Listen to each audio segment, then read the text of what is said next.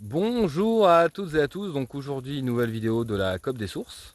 On est avec un nouveau producteur, donc futur fournisseur de la COP des Sources, et aujourd'hui on est à côté de Saint-Gervais-sur-Couche, dans le 71, donc pas très loin de Beaune, avec un producteur de miel, donc qui est à côté de moi. Donc c'est les ruchers de Gobi, voilà, les ruchers de Gobi, producteur de miel. Donc voilà, on va voir avec un petit peu avec Pierre-Jacques, voir voilà, comment il produit son miel, qu'est-ce qu'il fait, enfin c'est des abeilles, hein, mais il est là donc pour nous donner du bon nectar et récolter tout ça. Alors vas-y, explique-nous un petit peu voilà, comment se passe la production.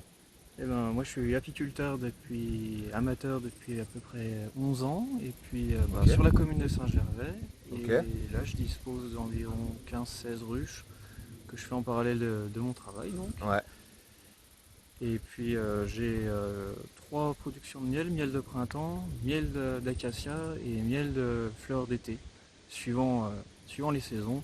suivant les saisons, voilà, donc ça c'est hyper important, effectivement hein, les abeilles sont vachement liées aux saisons, vous le savez. Donc la production miel de printemps, tu produis ça à quel moment en général? Ça tourne autour de fin avril, tout début, mais juste avant l'acacia. Ok, donc ouais, donc voilà, floraison juste avant l'acacia, donc miel de printemps, t'es plutôt sur quoi? Ici? Ici, on est surtout sur du pissenlit, D'accord, fleur mais de pissenlit. là, par contre, les productions, on est vraiment très aléatoire parce que là, la météo du printemps est souvent capricieuse chez nous. D'accord.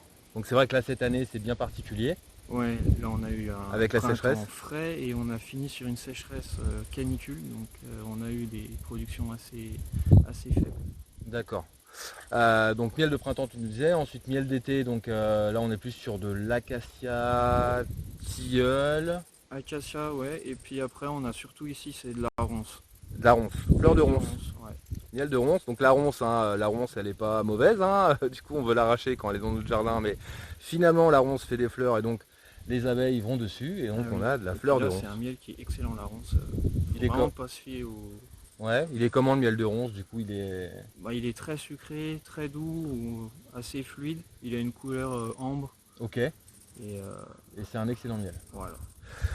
Voilà, donc écoutez, on vous a présenté le rucher de chez Gobi, donc à côté de Saint-Gervais-sur-Couche. On reviendra le voir régulièrement et donc effectivement il sera vendu à la COP des Sources quand la COP des Sources sera ouverte bien entendu. En attendant, Pierre-Jacques, où est-ce qu'on peut te trouver? Où est-ce qu'on peut acheter ton miel?